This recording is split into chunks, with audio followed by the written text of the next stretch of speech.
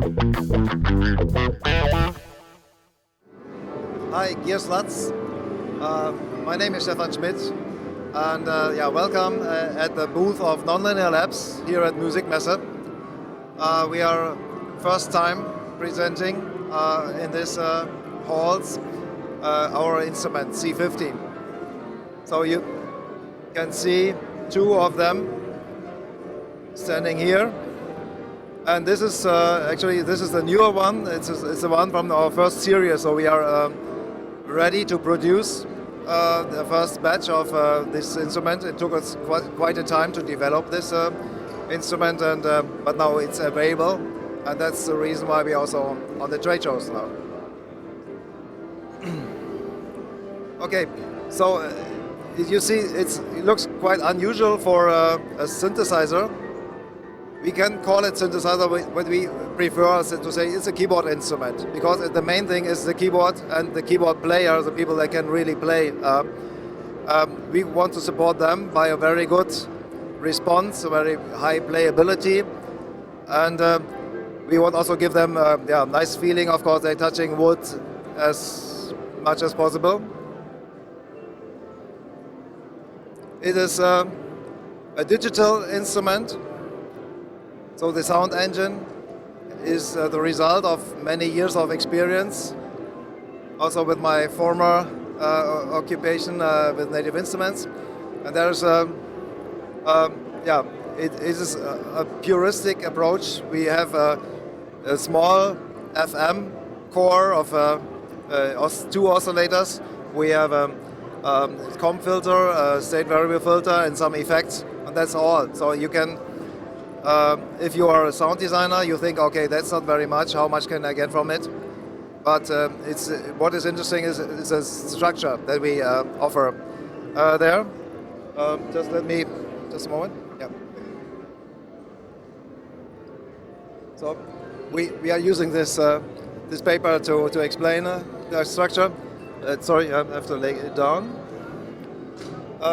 So the two oscillators, they have FM options, so to modulate themselves or the other side, or also by the feedback path. We have shapers that can change the spectrum, and you can see here some shaping curves, so the sine wave from the oscillator can become different. And these waveforms can be filtered and mixed to the output. But you can also just listen to them. So this mixer gives you access to the oscillators, to the filter outputs. It's very flexible, and you have another filter which is very interesting. I really would love to present to show this, but we don't have audio today. It's a comb filter that gives you that physical modeling style of resonance. So this would be the exciter, and this would be the resonator of a physical model. The whole thing is completed by a feedback structure, so we have a feedback bus here, and this means you can use the output of any of these stages and use them as an input, and then you get feedback the energy into the system. It might behave sometimes chaotic, so it can get very complex. So with these simple components you can get really organic and complex sounds. That's important for us because we want to have an instrument that sounds nearly acoustic or has a certain character that people really like to play. We want to motivate, especially let's say new young keyboard players to switch maybe from the piano or other traditional instruments like they use it in the jazz to our instrument, and to improvise on the instrument, and to do this. That's also, we want to keep this focus. We don't provide any MIDI connection. So it's a standalone instrument. It's fully enclosed or fully contained in itself. Okay. We also don't want to provide a very expensive controller or expander for others. You can do these things much better. There's enough out there to do. You have plugins. You have everything available, controllers and so on. So it's a one unit that we want people to spend time with. So we give it a good play interface with lots of pedals that can be connected with the ribbons, with a specially designed pitch bender. with aftertouch, and very important, the keypad that has very high quality. So it's really nice to play. But we also have a second interface that's more for the sound designer, where you access all the parameters by one click on a button, and then the parameter is available here. This is seems to be very unusual, but you might remember the Synclavier from the 80s. They have a similar user interface. We put something additional on it that you can exchange magnetic panels here. So it is software defined, and when the software changes, we will send out new panels, and people will have a new user interface. Or people who are playing live, they can use their own panels and to put marks on it and use them as to recalling presets, for example. So this is one way to access all the parameters. The other way is software based.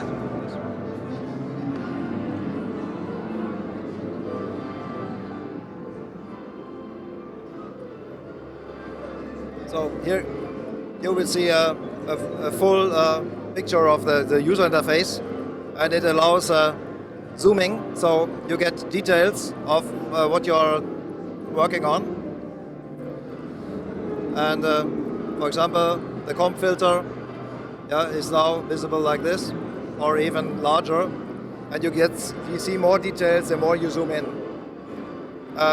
So you could change parameters like this, and it would be reflected on the user interface as well. So you see when I select something and I change the selection on the hardware, you see it on the software. The same is the case if I do it on the software. But it's not software that you have to install, because it's running in every browser. It's just a web page that is delivered by our web server in this device. We have something really special that you don't get normally with instruments is an undo history. And you see steps. So I can choose a step where I have changed the shaper mix, and I do some other editing now. And you see now it's opening another branch and it's recording what I'm doing. So every step that I do when editing the sound is recorded by this undo history, and I can jump back to a state where my sound was more beautiful than now, because that's what the typical case. You're tweaking, and things get better, and then they get worse. I already showed that you can remove these foils, but you can also remove the whole thing, and then so the whole upper unit, and you have only this keyboard unit for playing. So if you go on stage, you could really leave that at home and have a very compact instrument for performing live and just focusing on the music. This is something that always is in our mind. We want people not to be distracted too much by all this technology stuff and also possible connections and so on. But it's mainly about playing. That's what we say. Well, it's for those who love to play keys. So we have decided for a price. Meanwhile, and we announced the price. It's 4,000 euros if you want to buy it like in one time, in a one-time purchase. But you can also follow our rent-to-buy plan, and then it would be payments of minimum 80 euros per month to become step by step become the owner, or to return the instruments after a while. If you want to stop this thing, it's you can stop or return the instrument at any point. So it is no high risk.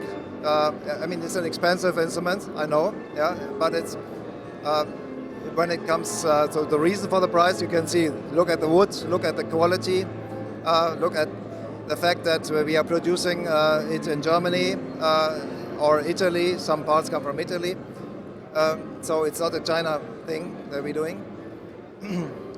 And about purchase, one more thing is somebody who has spent the full price, he also can return the instrument at any time. So we do a buyback for the fair value of that let's say of that time.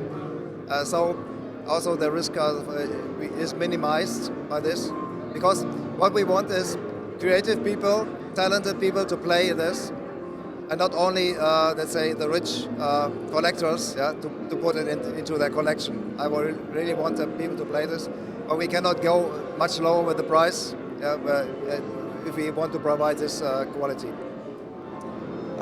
You can listen to sounds and watch some videos that we have made in the last month on our website.